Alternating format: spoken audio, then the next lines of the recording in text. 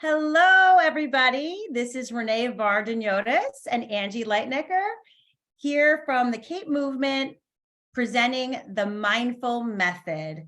We've begun our journey of the holiday season that comes every year, and it often comes with tasks, to-dos, parties, kids' events. And what we really want is to appreciate all the to-dos and all the busy, but be able to be mindful and present throughout the whole season, to be with our families, to be with our friends, and to really soak in the moments that we are experiencing during this time of the year.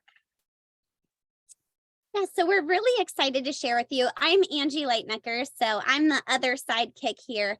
But Renee and I are just extremely passionate both for education and also personal development and personal growth. And more than anything, we're passionate about connecting with like-minded humans and other people who are on this beautiful journey called life. So we intend to leave you every week with just some value, some things that, maybe bring your level of awareness to like, oh, I've never really thought about that. And then also to give you applicable tools. So things that you can do and apply into your everyday life. Hi, Vince. Hi, Vince. But also things that you can apply into your everyday life so that, as you're going through this journey, you can really just begin to embody these things. So it's not just an information, but truly a transformation. That's the intention here. So what we'd like to do, if you want to scoot to the next one here, we use this example of a strawberry, right? So you can go about eating a strawberry a couple of different ways. The first is you pop the strawberry in your mouth and you go on and maybe you don't even remember or fully taste the strawberry. And the second could be to take the strawberry and inquire all of your senses and really just bask in the goodness of that strawberry. Right? In both situations, you eat the strawberry, but one might leave you with a whole different feeling because you're soaking it in. And so what we really want to invite you to do is to think about this, and those of you that are parents as well, or those of you that are educators, the time is going to pass regardless. But we get to choose how yummy those moments are. And so even teaching children to like take a moment to just bask in this moment, and then also just everyday reminders like, okay, in this moment, I'm going to really just absorb this time, absorb this moment in. So we'd love for you to experience life as like eating a strawberry really slowly, maybe dipping it in chocolate and just fully enjoying it. So, mindful, not mindful, which oftentimes this holiday season or even other times of the year, we don't even realize that we are not really enjoying what's going on. We're going through the motions, or we have, so much going on in our minds that even when we sit down to take a minute, our minds don't take a minute with us.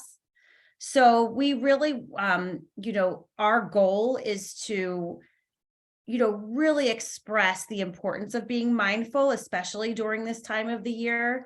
And, even that picture right there, sitting in front of a candle and just smelling it in and relaxing and not having your phone on and not having your computer on or your TV on, just having those moments of, silence, quiet, and just being present is so important. And it is such, for so many years, right, Angie? I mean, I felt like my whole brain was always going, and now that I've taken time to be mindful and I've put it as a part of my day, my whole demeanor has changed. The way I react to things, I don't react, I respond. Just a sense of peace and calm in my household, which wasn't always there. Just as a mom and as, young kids, it's a lot of work. And if you don't take those times and those minutes for yourself, you're not being of service to anybody else, especially your children. Yeah. And it's interesting because they say the average person has 60 to 75,000 thoughts a day. Like, wrap your head around that.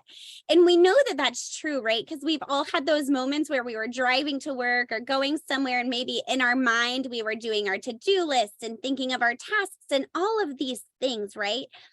What the invitation here is, and we have an entire lesson on mindfulness in the C.A.P.E program, because it's really coming back to the now, like right here, right now, in this moment, now. And, if you think about it, there's not really a future. There's just a series of nows. When the future comes, it's really going to be now. And so a lot of people will say, anxiety is really projecting fear on the future, and depression's projecting fear on the past. And so what do we have then is the gift of the present, which is now. And so our invitation with you is really coming back to this, like, okay, right here, right now, all is well. And then in the next moment, soaking it in. And I'll tell you something funny.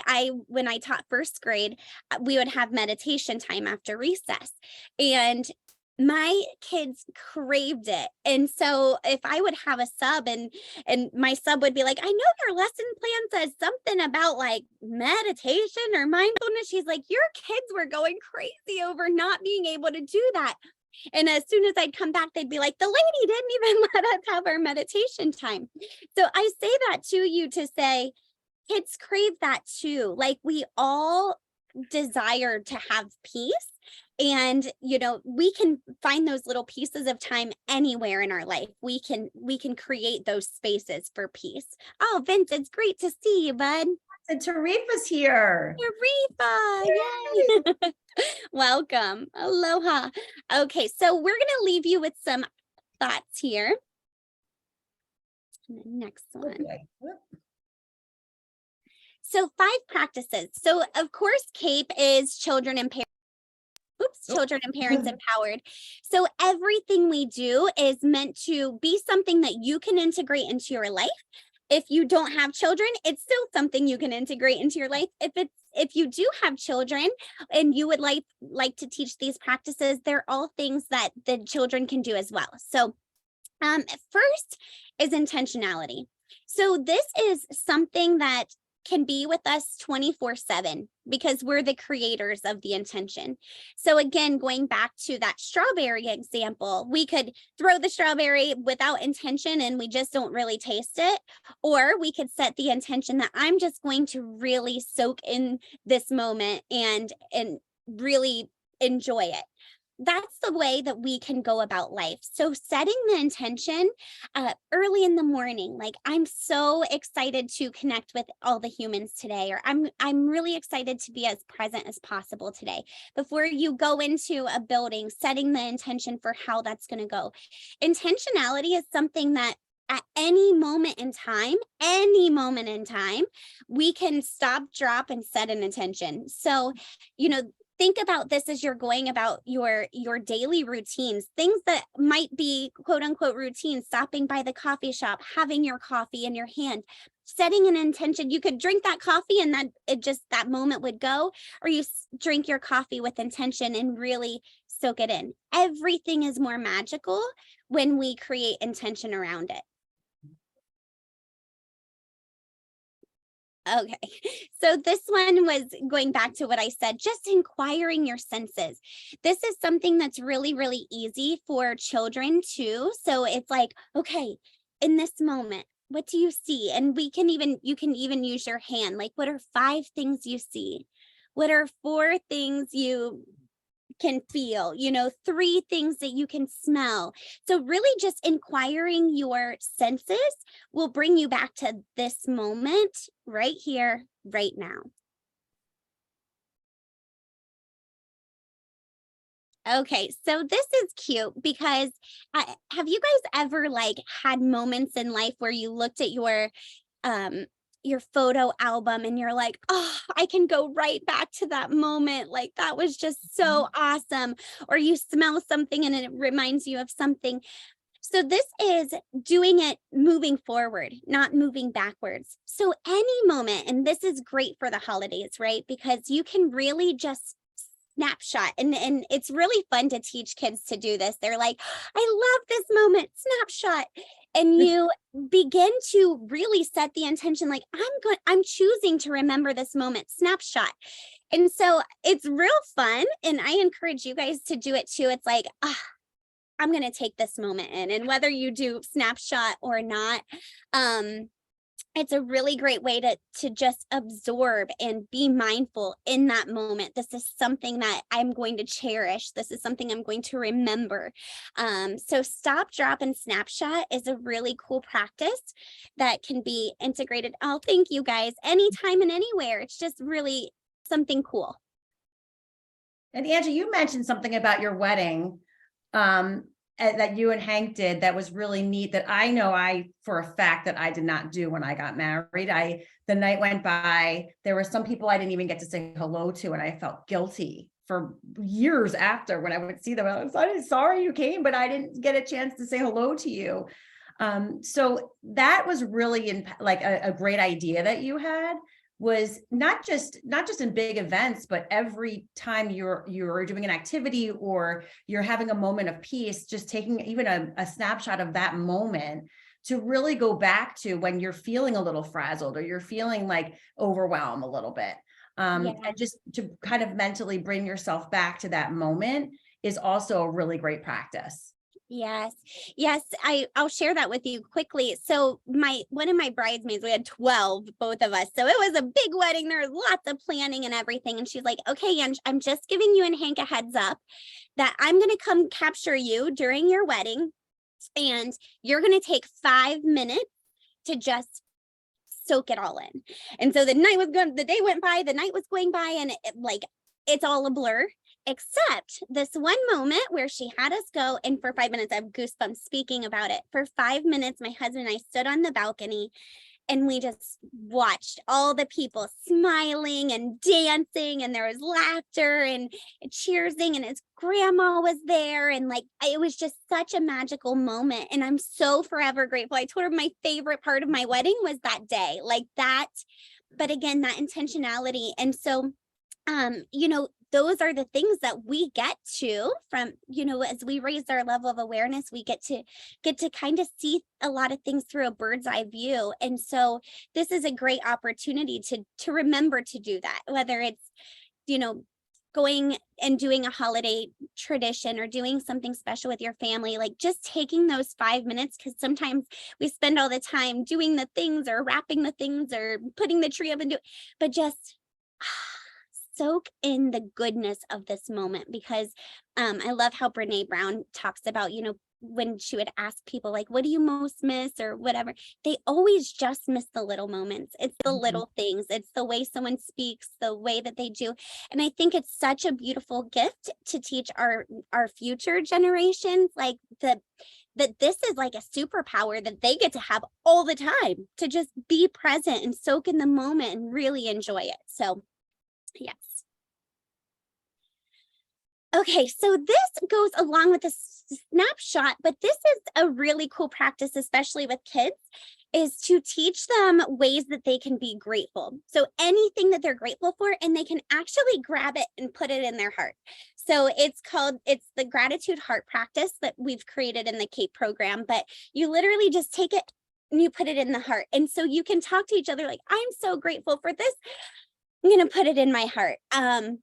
And so it's a really great way to live, and to connect. I'm so grateful for you. I put it in my heart. I appreciate you, Tarifa and Vince and Amanda and Renee. I'm going to put this moment in my heart. And it really does help create a higher, and we'll teach more about this in the vibe lesson, but it really does do wonders for raising your level of your vibration. So it's something really cool that you can do. It's also tangible, right? So we say we're grateful, but for a child, especially, I'm thinking of my 9-year-old right now who literally appreciates everything. And, I want her to be able to remember those things. And that's a really good way of having her remember is, grabbing those moments and putting them in her heart. And so I'm definitely going to use this one with Mila for sure. Yeah. And one of the big things about the C.A.P.E movement, if you guys don't know yet, our program is all inclusive. So it's really for children of every age and range, for adults of every age and range. It's for every level of ability. It's for different ability levels. And so we really work to incorporate a lot of like kinesthetic and visual and auditory. And so like these are what are called anchors. So they're just ways to help anchor what we're learning in with application praxis. Okay, and then this one is just as easy as it comes, but really just teaching mindfulness as like a state of being. So like I was sharing with you earlier about my students, this is what they do. They'd come in from recess and they could go lay, they could sit, they could do whatever, and they would just breathe and soak in the moment and just be. And so I think that a lot of us do really crave, just moments of peace. And it's also a muscle that gets to be practiced. There's a reason that they call it meditation practice, yoga practice, mindfulness practice, because they're things that get strengthened through repetition and over time. And so I think the more moments that we can just soak in this moment, really absorb this moment, it makes life more magical and more yummy. So that's a practice that, again, we can do anytime. We can, before we get out of our car, soak in this moment, and literally all of the cortisol, all of the stuff in our body, the adrenaline, the cortisol, the everything changes. Even hugging yourself and it releases the chemicals. So there's so much that we can do in this moment, that we have so much control over changing our frequency, our mindset, our vibration, and really coming back to homeostasis and peace. So that is all we really have is this moment. That's all we really have. If you think about it, the future and the past are just figments at this point. We only have this moment. We don't even know if we're going to be here in the next moment. So when someone said that to me, I was like, whoa, that just blew my mind, because oftentimes we are living in the past and we are, well, what if, or I should have done that, or regrets or mistakes or whatever. But the minute we allow ourselves and treat ourselves with love and let those things go moving forward, the better your moments will be. So, even projecting into the future, what's going to happen? Like when I think about my 13-year-old going to college, why am I thinking about that right now? But that's how we're kind of raised, right? To think, oh, got to plan for the future. And that's important. But sometimes it robs us of our presence. So I think just being, and it is a practice, because this is something that I've really worked hard on, to be more present, to build it into my day, in my yoga practice, in my meditation practice. And even in those moments to lay there, and when you're doing your breathing, oftentimes your brain is still going, or I'll be listening to something and I'm not even listening to it. My brain is elsewhere. So really bringing it back to, being within yourself in that moment, listening to what you're listening to. Lately, it's been Les Brown on repeat. I love him. And he actually keeps my attention. I'm finding that there's certain speakers that I really resonate with, and I listen to every single word that he says. So, maybe finding, any kind of meditation that really speaks to you, that, because it's not for everybody. All like transcendental meditation is not for everybody. It's, there are beautiful, there's a world on the internet of folks that are there to help us be present. So the gift is in the presence. Yes. So we'd love to hear from you. Are there any mindful tips? And you can speak up, put them in the chat, or even post them in the Facebook group. But are there mindful practices that have really supported you? Yes, absolutely. Let's hear it, girl. Let's hear it. Listen, I'm sorry. I would love to show my face, but I have a towel wrapped around my head and I'm cooking salmon. So But I'm loving this. Thank you so much for inviting me. Yes, you guys are amazing. First of all, thank you so much for inviting me. This is so honorable to be part of this C.A.P.E movement, and I am so thankful I could chime in today.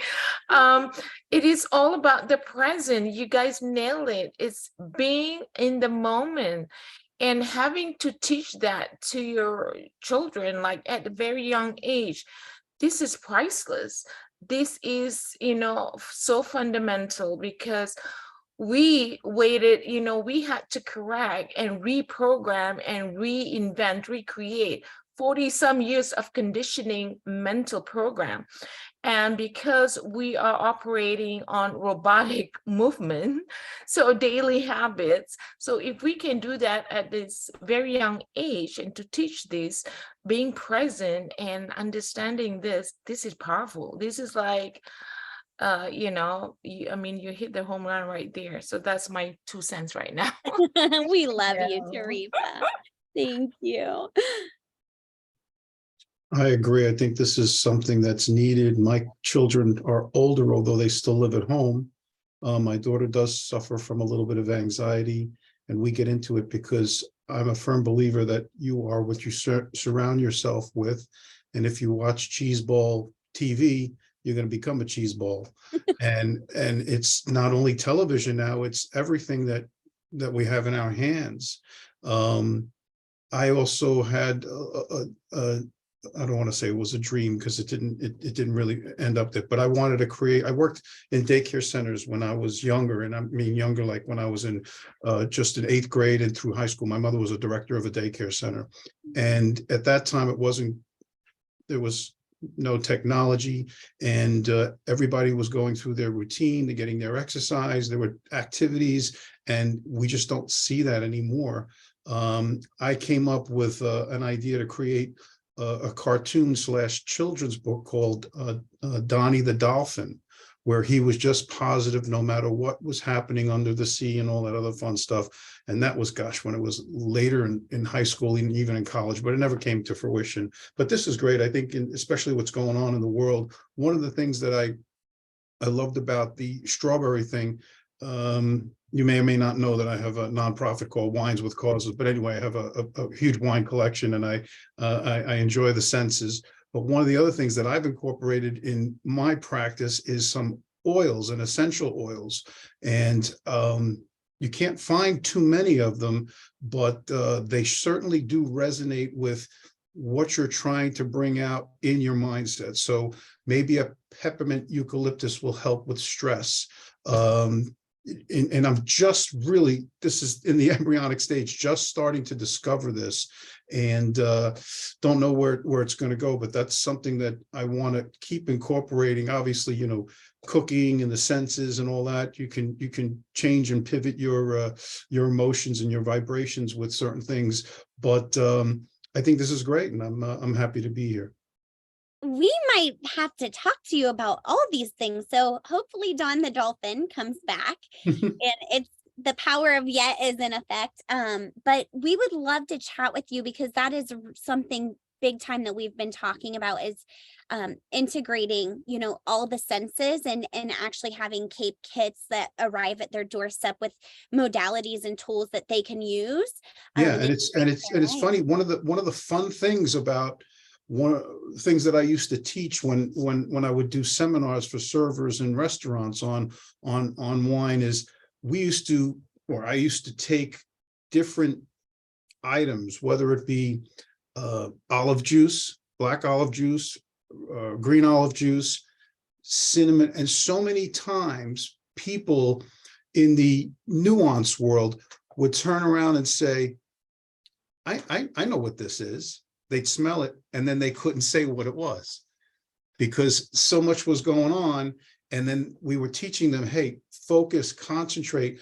Smell is so much more important than taste. I mean, think about it. When you have a cold, you're eating and you can't taste things. So bring that into the whole marriage of aroma and bouquet, and start to focus into your vibration, because it'll all start to tell each one, get in line here, because we need to focus. And it's a lot of fun.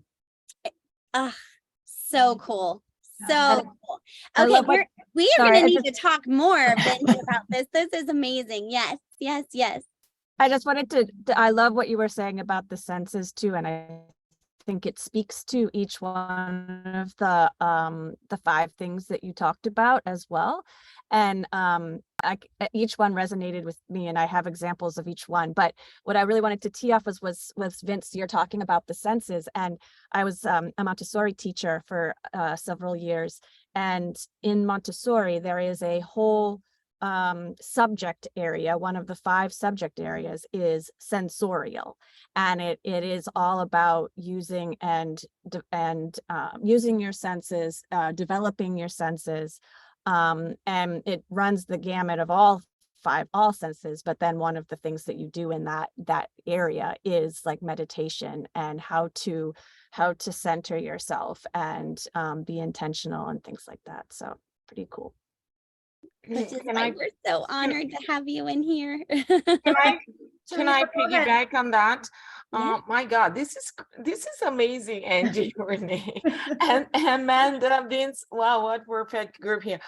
I totally agree with all of you. And just to piggyback on Vince and of course Amanda, we on kind of that same frequency in regards to what you just mentioned. At 63, as a child, I grew in a holistic family, and mom was a natural healer. She's like a witch doctor.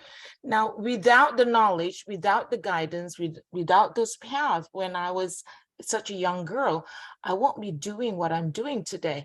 It's because it's embedded and rooted on me since at a young age. Learning spices, learning, like Vince was saying, aroma and everything. It became my lifestyle, how I eat clean. Yes, over the years, I fell off the wagon, I do things crazy, but because I am so rooted in having that strong foundation, like your blueprint, right? It is never gonna go away, and it is so key. Like, how many people raise their kids taking herbs and smell it and show them what is cumin, what is besides salt and pepper.